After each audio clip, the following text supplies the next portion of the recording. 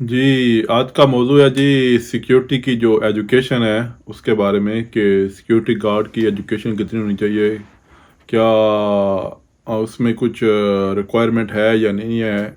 और जो बाउंसर की उसकी क्या रिक्वायरमेंट है एजुकेशन के बारे में और इवेंट सिक्योरिटी के बारे में? तो ये कुछ आज आज ही सवाल आए हैं कुछ लोगों के, तो मैंने सोचा कि आज एक वीडियो ही बना दूं, उनको बता दूं, क्योंकि मैंने ऑलरेडी पूरी ट्रेनिंग करवा दी है आपको सिक्योरिटी के गार्ड के मतलब और इवेंट सिक्योरिटी के मतलब बाउंसर में के मतलब जो क्लब में काम करते हैं। तो अगर आप लोगों ने वो वीडियोस नहीं देखी तो आप जाके देख सकते हैं, आपको मुकम्मल इंफॉर्मेशन मिलेगी कितनी आपको एजुकेशन चाहिए और कितनी आपकी जो रिक्वायरमेंट हाइट के हिसाब से कितनी चाहिए सिक्योरिटी गार्ड के लिए, बाउंसर के लिए और इवेंट सिक्योरिटी के लिए। तो मुकम्मल मालूमात आपको मिलेगी अगर आप मेरा चैनल विज़िट करेंगे, तो आपको तफ़सील से पूरी डिटेल मिलेगी आपको। आपकी जो एजुकेशन है, आपकी हाइट है और आपका जो वेट है उसके बारे में, एज़ पर सीरा रिक्वायरमेंट, जो सीरा रिक्वायर करता है आपसे।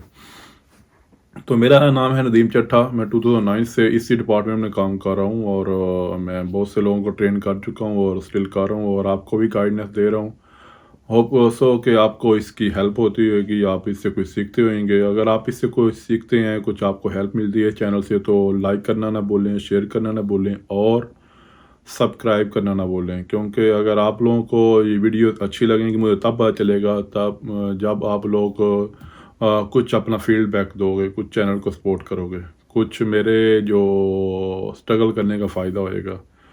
अगर आपको कुछ चीज़ और भी पूछनी है, कुछ और इन्फॉर्मेशन चाहिए, तो आप मेरे से कांटेक्ट कर सकते हैं। मेरा ईमेल एड्रेस होता है, मेरा व्हाट्सएप नंबर होता है, तो आप मुझसे व्हाट्सएप भी कर सकते हैं और कमेंट्स तो सब लोग करते ही हैं।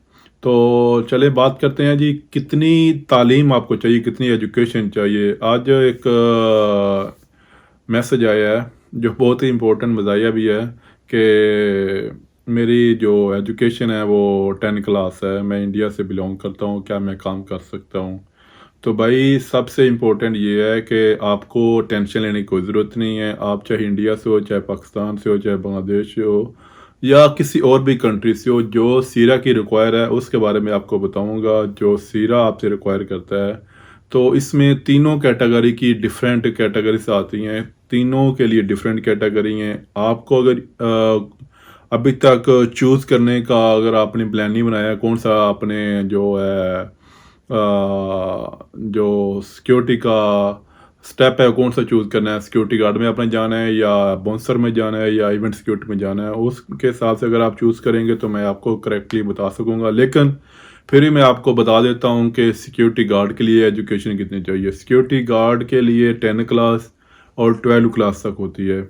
अभी तक जो सीरा है उसने अभी तक ये इसकी लिमिट नहीं रखी। आपके पास एजुकेशन 10 क्लास है या नहीं है, आपको इंग्लिश पढ़नी लिखनी आनी चाहिए, बोल सकते हो, आप समझ सकते हो, क्योंकि जो टेस्ट होता है सीरा का वो इंग्लिश और अरबी दो लैंग्वेज में होता है।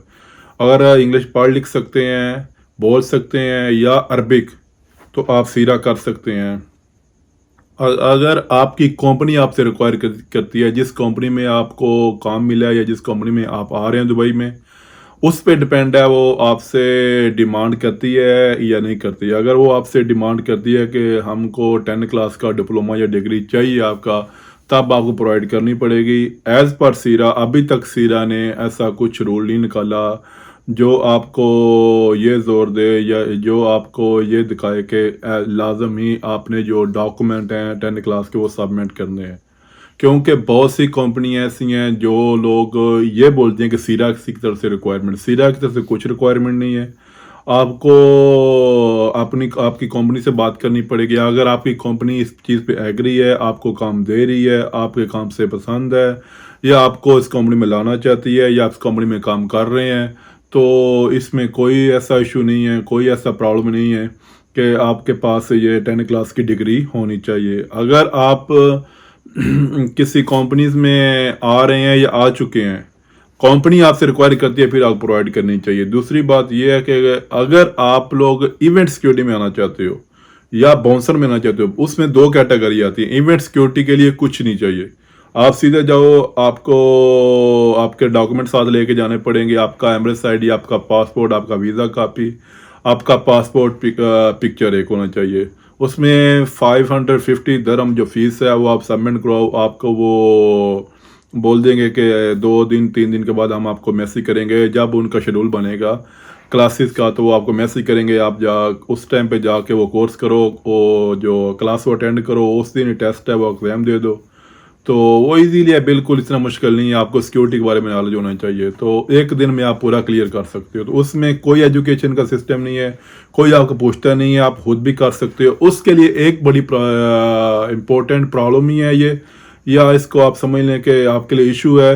अगर आप किसी कंपनी में आए हुए हैं या आ रहे हैं, या आप किसी कंपनी से या किसी बंदे से फ्रीलांसर या आज़ाद वीज़ा जिसको बोला जाता है वो लेते हैं, तो जब ये वीज़ा आप लेंगे उस कंपनी से या उस बंदे से, तो अगर आपने सिक्योरिटी डिपार्टमेंट में, इवेंट्स में या क्लब में काम करना है, तो वीज़ा लेते टाइम आपने उससे कंफर्म कर लेना है कि मुझे आपकी कंपनी की एनओसी चाहिए, परमिशन लेटर चाहिए, मैंने इसे आगे जाके सिक्योरिटी में काम करना है।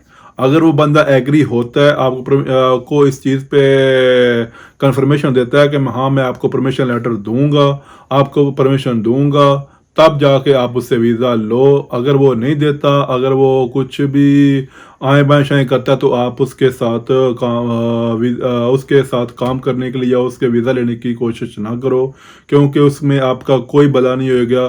क्योंकि जब तक कंपनी को परमिशन नहीं देगी, परमिशन एक लेटर होता है, उसके बाद जब आप लोग जो कार्ड होता है जिसके लिए आपने अप्लाई करना होता है, जो इवेंट कार्ड है, कोर्स के बाद जब आपने पूरे डॉक्यूमेंट लेके आप खुद भी ऑनलाइन अप्लाई कर सकते हो, या आप एक टैपिक सेंटर वाला है अलगोसेस पुलिस स्टेशन के पास, उसके पास जाके भी आप अप्लाई करवा सकते हो। 20 से 30 दिरहम लेता है।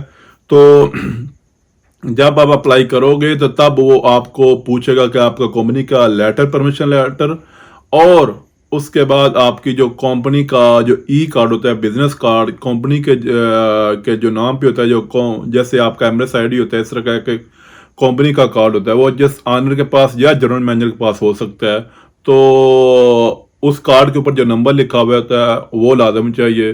वो अगर आपको कंपनी नहीं देती जिससे आप वीज़ा लेते हो, तो आपका कोई फ़ायदा नहीं है, आपका कोर्स वो जो उसका कोई फ़ायदा नहीं है, वो रहेगा नहीं जाएगा।